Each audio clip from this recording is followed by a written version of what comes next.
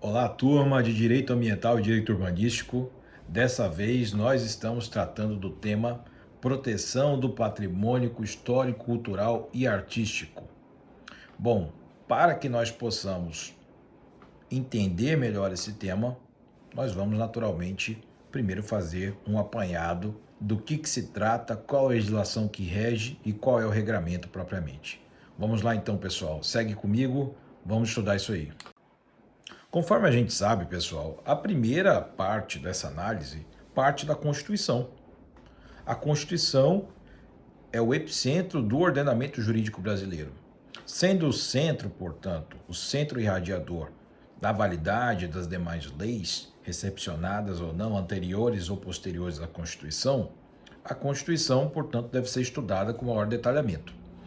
A defesa do patrimônio histórico, cultural e artístico é prevista de maneira tangencial na matéria de direito urbanístico e tem o seu ponto fundamental na matéria de direito ambiental. Nós sabemos que parte da doutrina, a grande parte da doutrina, compreende que o direito urbanístico ele está dentro, e naturalmente essa é a resposta correta, na minha visão, dentro do direito ambiental, porque meio ambiente, existe o meio ambiente urbano, propriamente aquele meio ambiente proporcionado pela cidade, construída pelo homem, né? Mas construída pelo homem em maior ou menor conexão com as necessidades naturais, necessidades ambientais, e nós temos provavelmente o meio ambiente em si, que seria algo maior. Então, uma espécie de meio ambiente seria o direito urbanístico, vocês já sabem disso. O tratamento constitucional é do ponto de vista da legislação, né, as competências legislativas e administrativas, concorrentes, privativas, competência comum administrativa, isso tudo lá no artigo 21, que trata dos bens, 22, aí 23 a questão da competência administrativa comum, 24 já trata da competência legislativa concorrente, e no artigo 30 nós temos lá a competência administrativa e legislativa dos municípios propriamente. Pessoal, tratando agora especificamente, retirando de lado essa questão de quem edita, como administra, qual ente federativo que entra em qual aspecto da preservação do patrimônio histórico e cultural, nós sabemos que isso é fruto da legislação privativa concorrente, União, Estados e Municípios, e também o zelo, o poder de polícia do ponto de vista da proteção do patrimônio histórico, artístico e cultural também diz respeito não só à União, a competência administrativa também é comum. Certo, nós já sabemos disso também, vale a pena rememorar. Passamos agora ao artigo 215, que trata da cultura. Definição de cultura, cria o Sistema Nacional da Cultura, algo recente, inclusive, né? Esse sistema foi aperfeiçoado em 2012 com uma emenda constitucional. O artigo 216 já trata propriamente da defesa do patrimônio histórico e cultural. Interessante também notarmos que a Constituição ela cria meios de proteção do patrimônio histórico e cultural, de bens móveis e imóveis, materiais e imateriais. Isso é uma novidade da Constituição de 1988, já sensível às causas, ao reconhecimento das causas de direitos imateriais. Naturalmente, o reconhecimento dos direitos imateriais não surge no Brasil, é fruto de um trabalho de conscientização e promoção desses direitos no âmbito da ONU, naquela perspectiva de valorização do multiculturalismo em detrimento do liberalismo cultural, que seria a imposição da cultura mais forte sobre as demais. O multiculturalismo seria a promoção da diversidade no mundo. Inclusive, acredito que essa é a corrente mais adequada, porque valoriza a diversidade mundial, né, sem tergiversar aos aspectos em comum, né, incomuns que devem existir nessa diversidade cultural, que são propriamente os direitos humanos, né? Aspectos irrenunciáveis, como defesa da mulher, defesa das crianças, etc. Defesa do meio ambiente, isso não importa a cultura em si. São pontos inegociáveis, né? Naturalmente, o reconhecimento dos direitos imateriais não surge no Brasil. É fruto de um trabalho de conscientização e promoção desses direitos no âmbito da ONU, não é? Naquela perspectiva de valorização do multiculturalismo em detrimento do liberalismo cultural, que seria a imposição da cultura mais forte sobre as demais, o multiculturalismo seria a promoção da diversidade no mundo. Inclusive, acredito que essa é a corrente mais adequada, porque valoriza a diversidade mundial, né? Sem tergiversar aos aspectos em comum, né? Incomuns que devem existir nessa diversidade cultural, que são propriamente os direitos humanos, né? Aspectos irrenunciáveis, como defesa da mulher, defesa das crianças, etc. Defesa do meio ambiente, isso não importa a cultura em si. São pontos inegociáveis, né? Bom, o artigo 216, ele vai tratar dessa proteção dos bens materiais e imateriais, móveis ou imóveis, e notadamente vai elencar o tombamento como o principal ato administrativo, digamos assim, pelo menos o mais utilizado, de proteção do patrimônio histórico-cultural, tanto de bens móveis quanto de bens imóveis, tanto de bens imateriais quanto bens imateriais. Ou seja, você não é possível apenas tombar um imóvel, uma casa, um prédio, por exemplo, Teatro Amazonas. É possível tombar também um modo de produção, uma história. Tudo isso é passível de tombamento. Esse tombamento ele é regrado, incrivelmente, por uma lei, no caso um decreto-lei, de 1932. Em 1932 nós estávamos naquele momento da Revolução Constitucionalista, em que o Estado de São Paulo intenta se separar do Brasil por meio de uma guerra, na qual sai derrotado. Temos aí o governo Vargas assume o poder, 1930, a Revolução de 30. As elites cafeeiras, cafeicultores, né? Os cafeicultores da elite paulista se dissociam do domínio nacional, da política nacional naquele momento, via uma revolução apoiada por setores das Forças Armadas, que é conduzida pelo governo Vargas. O governo Vargas se inicia, em 1932 nós temos a edição de uma lei que busca a valorização de elementos que formam a cultura do povo brasileiro. Entre esses elementos nós temos aí a defesa do patrimônio histórico-cultural como algo indissociável dessa defesa do conceito, da criação do conceito de brasilidade. Interessante também nós notarmos, pessoal, que no artigo 216 a Constituição não elenca apenas o tombamento como um instituto de proteção do patrimônio histórico-cultural, como também o inventário, o registro e a desapropriação, bem como outros instrumentos que porventura surjam posteriormente no direito, né? É um rol naturalmente exemplificativo. O que mais nós podemos colocar nesse assunto que seria de boa rememoração? Podemos colocar também que a defesa do patrimônio histórico-cultural se irradia para dentro do Sistema Único de Saúde, dentro do setor da comunicação social, isso tudo previsto constitucionalmente, tá bom?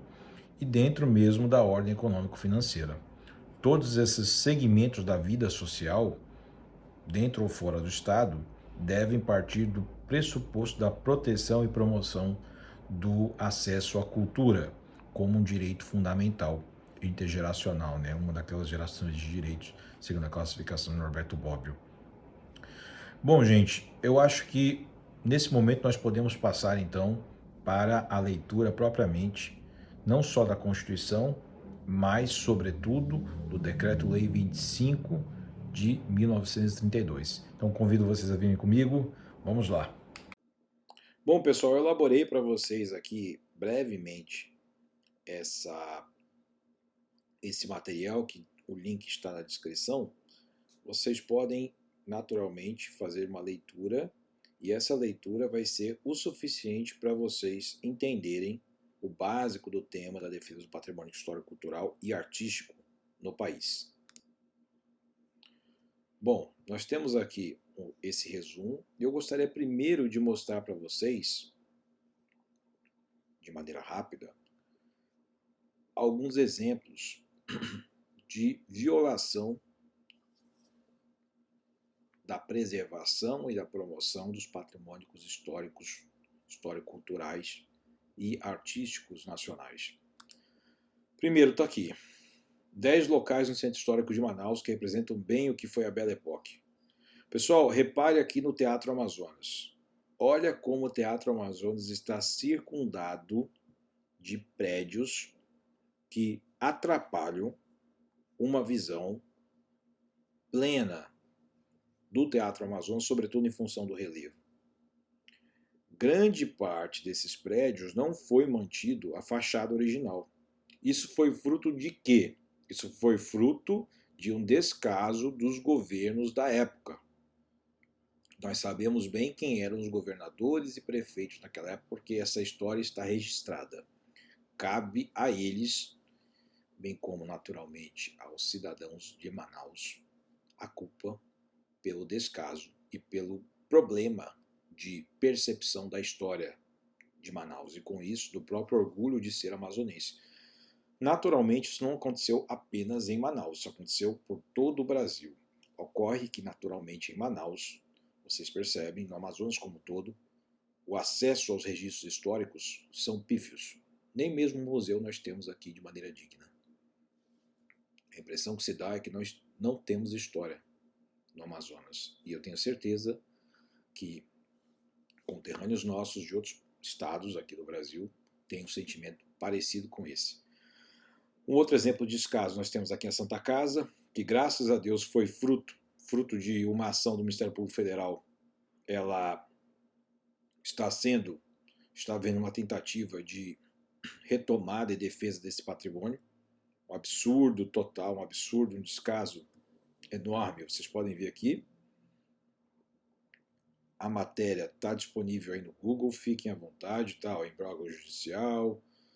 Nós temos aqui vários processos de judicialização desse tema, tá bom, pessoal? Um grande absurdo. Nós temos também a UFAM, a Universidade Federal do Amazonas, o prédio da Faculdade de Direito, caindo aos pedaços. Incrivelmente, a maioria da elite amazonense estudou naquele prédio e mesmo assim não foi o suficiente para que a sensibilizasse para a manutenção desse prédio, que era um grande fator, fundamento de resgate da história do direito amazonense. Nós temos aqui o teatro, vocês percebam aqui 2 prédios aqui, ó, que atrapalham a visão do teatro. Um absurdo esses prédios terem surgido, um total descaso. Mostra bem como estava mal regida Manaus durante esse momento, essa década de 60, 50, 70, 80, 90. Foi uma década terrível para Manaus, porque a Zona Franca ela ofereceu oportunidades, infelizmente não foram devidamente aproveitadas na estruturação de uma cidade mais amiga, uma cidade mais acolhedora para os seus próprios cidadãos.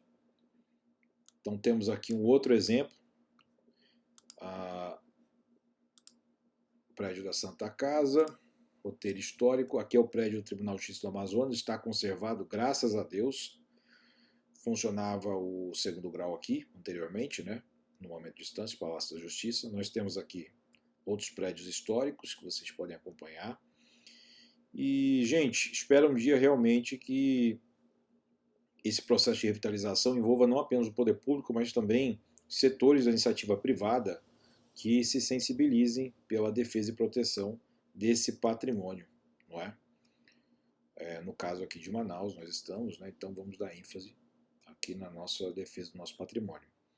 E o que isso tem a ver com a nossa aula? Ué, todos esses bens são bens imóveis, lembra que tem imóvel também, bens imóveis e materiais histórico-culturais e artísticos, cuja proteção é constitucionalmente garantida. Onde está isso? Está no artigo, propriamente, né, na Constituição, em seu artigo 216, 215 seguintes. Bom, A Constituição recepciona um regramento que vem em 1932, conforme disse para vocês, Decreto-Lei 25 de 1932, era Vargas. Eu peguei uma foto aqui do Vargas. Apesar de haver críticas acerca de autoritarismo, o fato é que nem sempre, pessoal, eu não sou contra o regime democrático, mas eu tenho certeza que o regime democrático necessita de um povo maduro, um povo educado, que não é o que nós temos hoje. Então, se não houver investimentos massivos em educação, o regime democrático ele é convertido em demagogia. É o que nós vemos hoje. O Big Brother, o cara que sai do Big Brother vira político. Não que de repente não tenha conhecimentos para isso, mas assim, o poder que a mídia confere àquela pessoa e a falta de representatividade dos políticos locais faz com que surjam esses atores, caiam de paraquedas. Né? Agora, vários entraram fazendo uma política, pelo menos assim de nome, né, utilizando a imagem que o Bolsonaro, na presidência, o presidente Bolsonaro, ele cria, né, de valorização de alguns setores das forças de segurança pública e setores das forças armadas. Aí nós temos os políticos fanfarrões de sempre, né, que roubam o nosso dinheiro, nós sabemos disso, né, o rouba mais faz, que alguns chamam lá em São Paulo de malufar, né. Bom, Vargas, naturalmente não se tem uma acusação de corrupção, porque realmente era um governo autoritário. Agora, nós temos um nítido avanço legislativo e social nos campos da proteção social do trabalhador, nos campos da valorização do sentimento de brasilidade, no campo do resgate da cultura, da defesa do patrimônio nacional, no campo da defesa nacional propriamente dita, no campo da criação de uma rede de infraestrutura e o início da industrialização do Brasil, que hoje ora regride. Bastam vocês verem aí índices no recrudescimento, ou seja, da queda da industrialização brasileira. O Vargas foi, sem dúvida, um excelente governo. Talvez poderia haver um governo melhor, sim, mas o fato é que ele deixou um legado que até hoje nós estamos sentindo, por exemplo, a Petrobras. O Vargas, então, edita essa lei de 25, 1982, o decreto-lei, que é recepcionado na Constituição como uma lei federal, certo? Essa lei, ela detém diretrizes, ela está no âmbito da legislação concorrente, ela detém diretrizes gerais que podem ser complementadas e adaptadas segundo as realidades dos estados, tá bom, pessoal? Então, os estados podem criar o seu procedimento também de proteção do patrimônio histórico e cultural, respeitando as diretrizes do Decreto-Lei 25 de 1932. No Decreto-Lei, nós temos o Serviço de Proteção ao Patrimônio Histórico e Artístico Brasileiro, que hoje é substituído pelo IPHAN. E eu coloquei aqui para vocês o IPHAN, ó. Está aqui o IPHAN, Instituto do Patrimônio Histórico, Cultural, Histórico e Artístico Nacional. E nós temos aqui o que é o IPHAN, né? Vocês podem acessar aí naturalmente na internet do que se trata, mas ele é o órgão que substitui o Serviço de Proteção do Patrimônio Histórico e Cultural que está previsto no Decreto-Lei 25 de 32. O IPHAN hoje faz às vezes daquele órgão, correto? Então o IPHAN é o órgão federal responsável pelo tombamento. Haverá, como eu disse para vocês, órgãos estaduais e municipais que podem também proceder ao tombamento, ao registro e ao inventário, esses instrumentos constitucionalmente previstos para a proteção do patrimônio histórico, cultural e artístico. Gente, acessem a página do IPHAN, deem uma olhadinha, tá bom? Olha aqui, capoeira, o que é isso? É um bem material. O que é a estátua do Aleijadinho aqui? Bem material. O que é essa paisagem? É um bem material, não é? Nós temos aqui outros bens materiais, o Instituto Rio Branco, aqui são os povos indígenas, inclusive, pessoal, até as tatuagens, né? Por exemplo, existem tatuagens indígenas que deveriam ser protegidas, deveriam ser objeto de propriedade intelectual desses povos indígenas. E a profissão de tatuador ser regulamentada para que você não faça desenhos sem que você tenha autorização do idealizador desses desenhos, porque isso tudo é propriedade intelectual, não é? É objeto de proteção, sim. É propriedade, sim. Então, os povos indígenas detêm diversas criações, né? E que hoje nem sempre são tuteladas. Bom, temos aqui também o festival, por exemplo, o Boi de Parintins, também seria parte dessa proteção do patrimônio histórico-cultural, na modalidade do patrimônio imaterial, né? A Constituição, portanto, por meio de um constituinte em específico, ele fez questão, né, de prever essa proteção do patrimônio material na Constituição no artigo 216. Peço a vocês que deem uma lidinha, né, no artigo 216. Constitui patrimônio cultural brasileiro os bens de natureza material e imaterial. Está aqui previsto, tá, pessoal? Material e imaterial. Esse é um ponto fundamental, por isso que eu bato bastante. Aí define aqui de uma maneira exemplificativa o que seria o patrimônio material e imaterial. Aí formas de expressão, modos de criar, fazer, viver, criações científicas, artísticas e tecnológicas e por aí vai, né? Cabe aí vocês darem uma lidinha no artigo 215, 216 e 216A também, que cria o Sistema Nacional de Cultura em 2012, na época do governo Dilma. Uma política de Estado, tá? Não uma política de governo. Pessoal, seguidamente nós passamos ao Decreto-Lei 25. Vamos lá, Decreto-Lei 25. Patrimônio.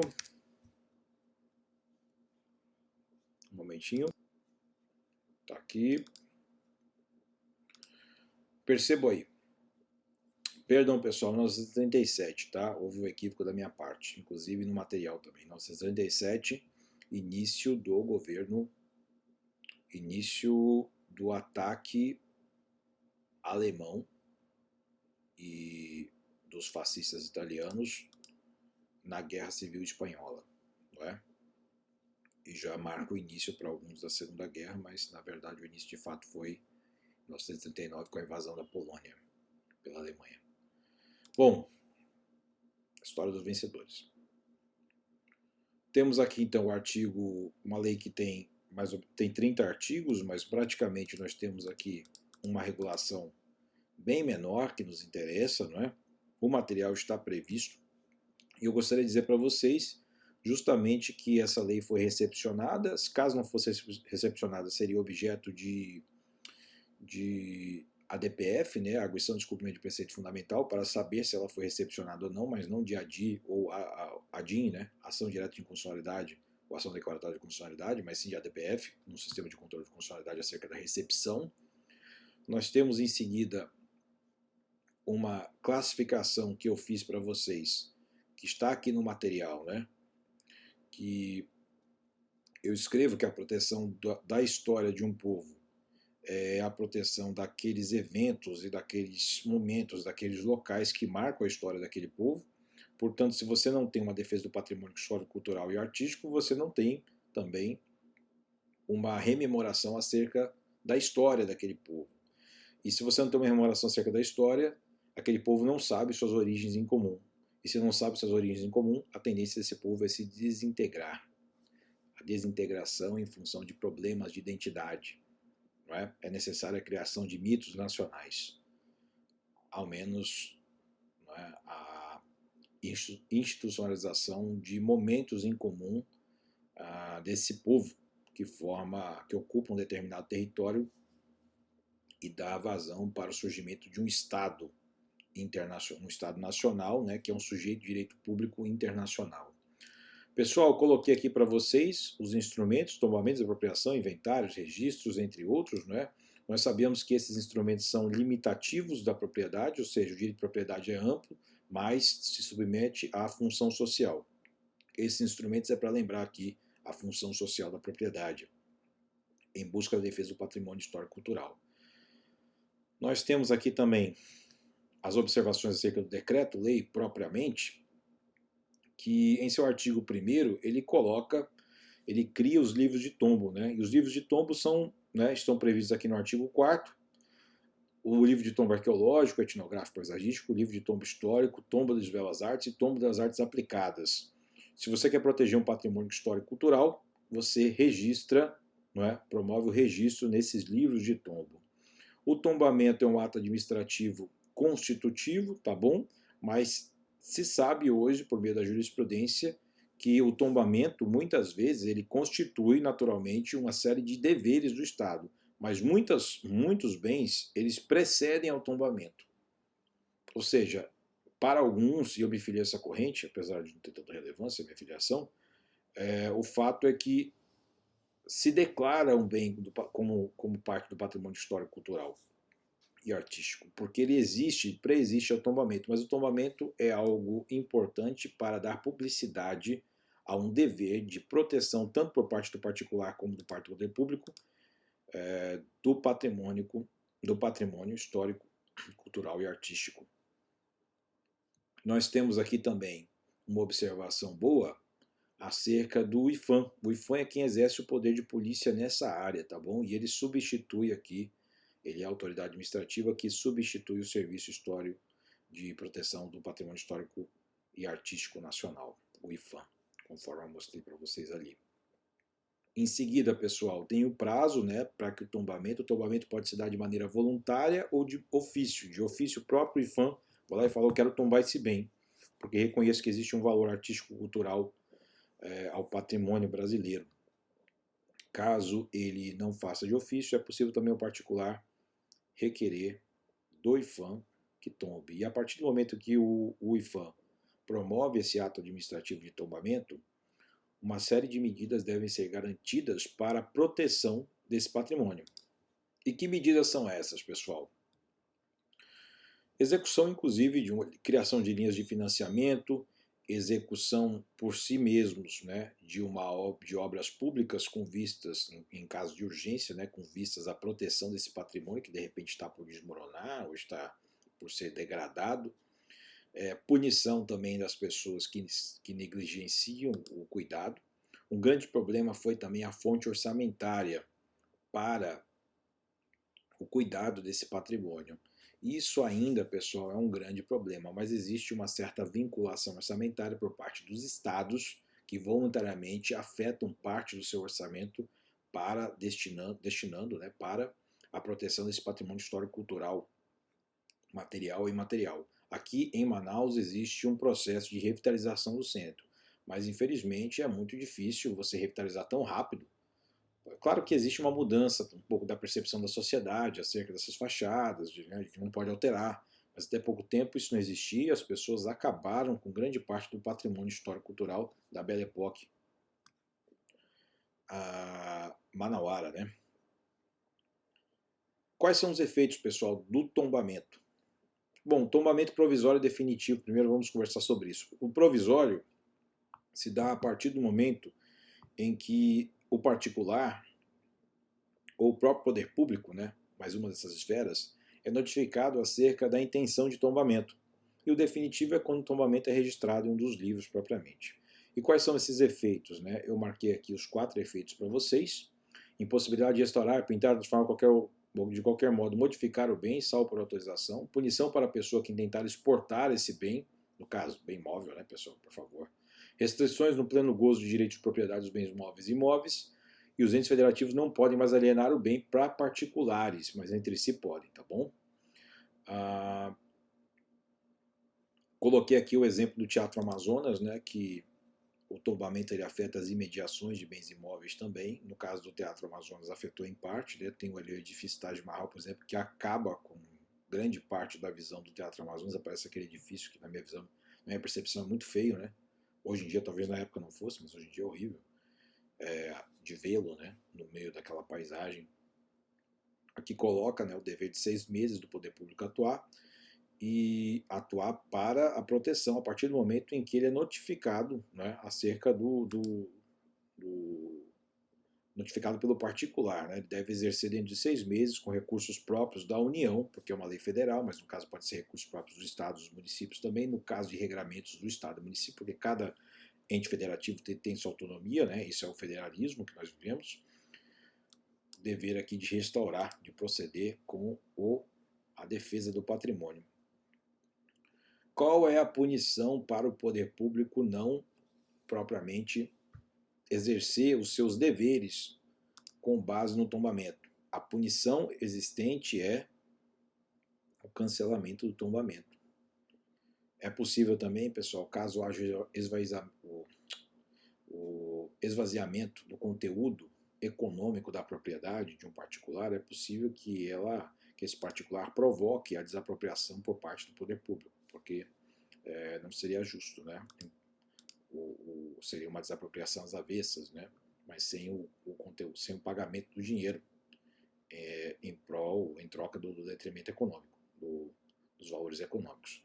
Por fim, pessoal, eu gostaria de falar para vocês que esse tema ele cai bastante em concursos de procurador municipal, estadual, Ministério Público Federal, Ministério Público Estadual e magistratura, tá bom? Defensoria Pública agora com naturalmente uma parte da atuação da Defensoria Pública por meio da ação civil pública é também lembrado que a Defensoria Pública detém poderes de proteção do patrimônio histórico e cultural em função dessa alteração via emenda constitucional. Tá bom, pessoal? Então, muito obrigado pela atenção, bom estudo a todos e nos vemos na próxima aula. Tchau, tchau.